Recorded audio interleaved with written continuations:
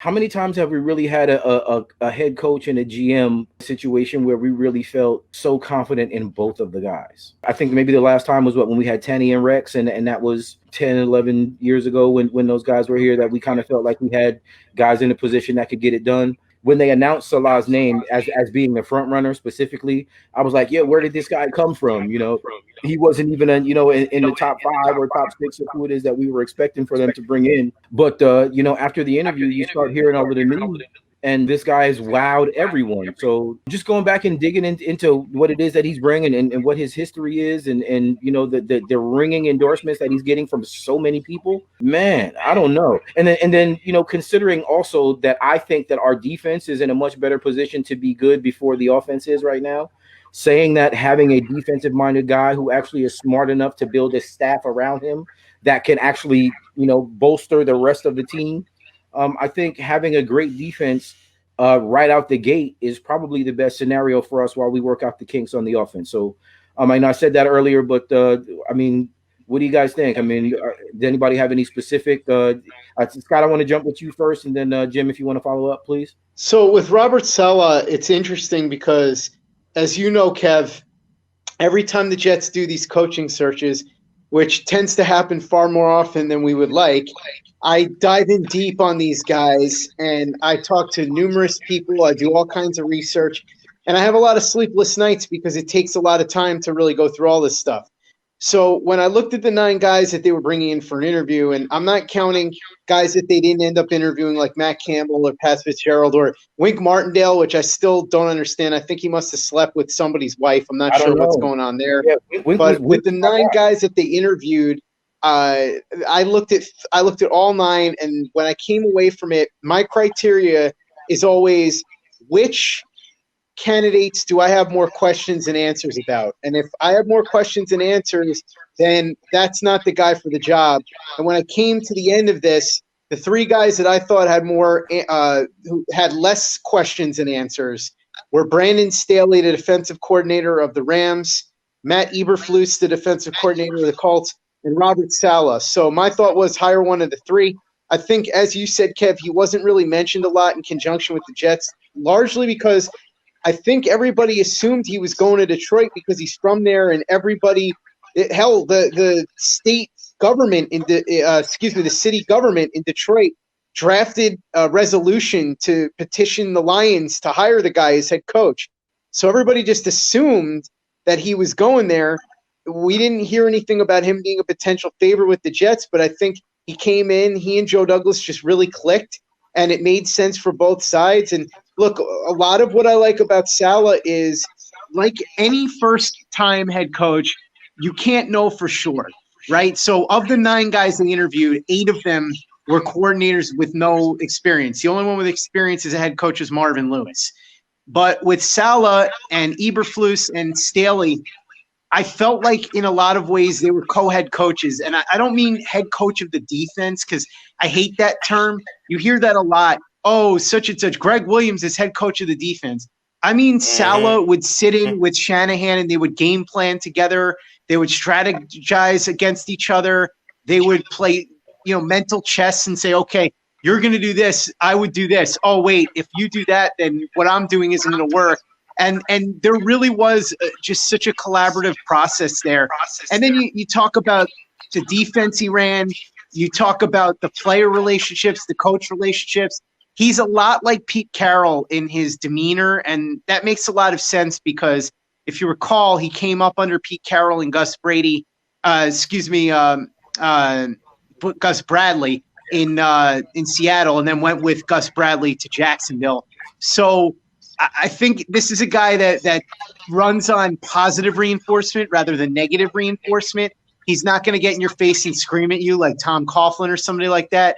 He's the type of guy that'll take you aside and go, look, I know what you were trying to do. I see what you were trying to do, but that didn't work. Let's put our heads together and try and make you a better player and try to make this more successful. And he runs it that way, which I think is a very effective way to run things. If you look at all kinds of management studies, they show that positive reinforcement gets the best results. So when you look at all those things, he's also really built for it. He's got a big personality, so New York shouldn't be much of a problem for him. I think he's a guy where all the signs are positive. Now, again, nothing guaranteed because, as I said, anytime you got a first-time head coach, there's always going to be that doubt. But I think he's as good of a prospect for a first-time head coach as you could have gotten this cycle. So, I mean, if you're a Jets fan right now, I wouldn't go crazy and say it's a home run because the only way it's a home run is if it's somebody that you know has done the job. But this is a very promising development, and I think we should all, at the moment, be very optimistic about it. Exactly. The pedigree is there. The history is there. To be excited, especially coming into this season with so many guys that are available, and to Scott's point, none of them really proven. I think what it is that we ended up doing is pulling out the guy who has maybe the highest ceiling based on what it is that we kind of don't know. I mean, people were wanting to have an established coach like a Marvin Lewis, or throwing $10 million a year at Bill Cowher or something like that. But I'm really excited about this. Jim, what do you think, Jim? Where you at? So I think Scott hit the nail on the head really early on in his explanation, because I'm a stats guy. You guys know this. I'm a stats guy. So I jump in and I look at the numbers and I look at, how do the positives outweigh the negatives. And Scott, you're exactly right. If you look at a candidate and you see that, I think about it in terms of like the scientific method, right? So you'll have a theory, and then you try to disprove that theory. Okay, so with a coaching candidate, okay, Saleh is our coaching candidate. What could go wrong? What could possibly happen that he's not prepared for? And if you come up with less questions than you have, if you're able to answer those questions in a positive way, then you're as reasonably set as you can ask for. You know what I mean? So I think Saleh checks all those boxes. I think that he has.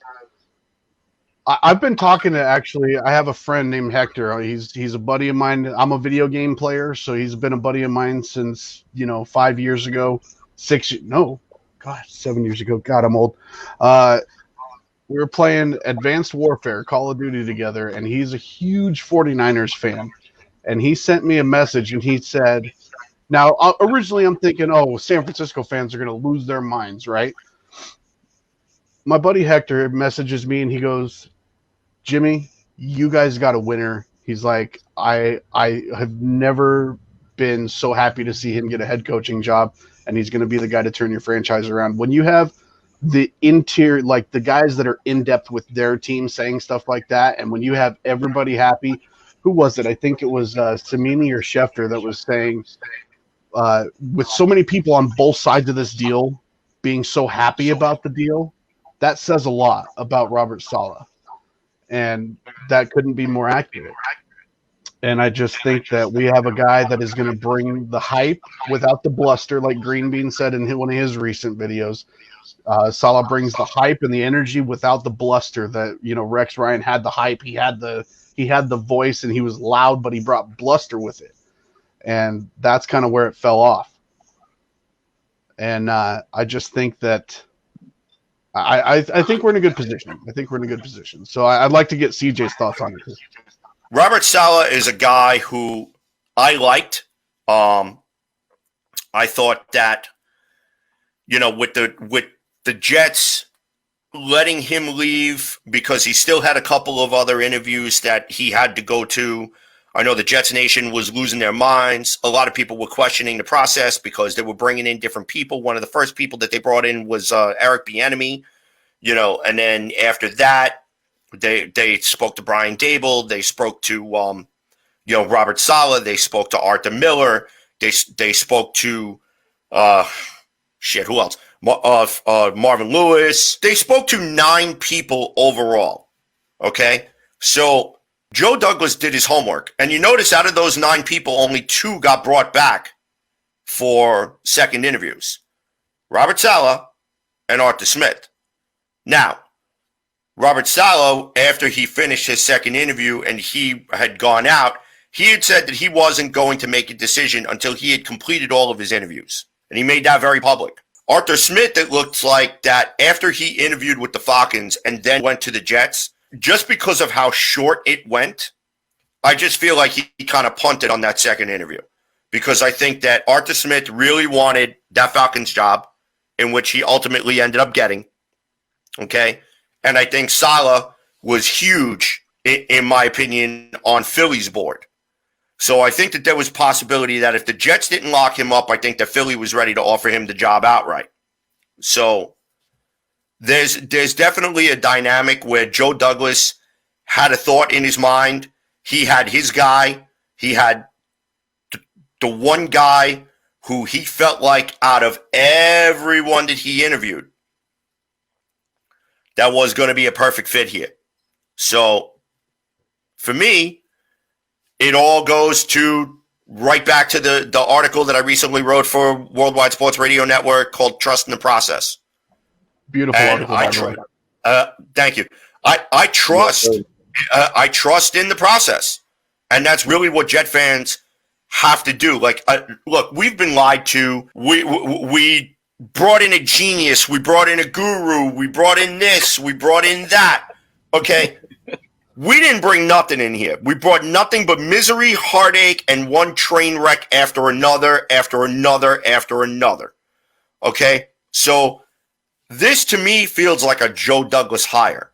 This to me feels like Joe Douglas had it set in his head. This was the guy he wanted. This was the type of coach that he wanted. And Robert Saleh checked off all the boxes.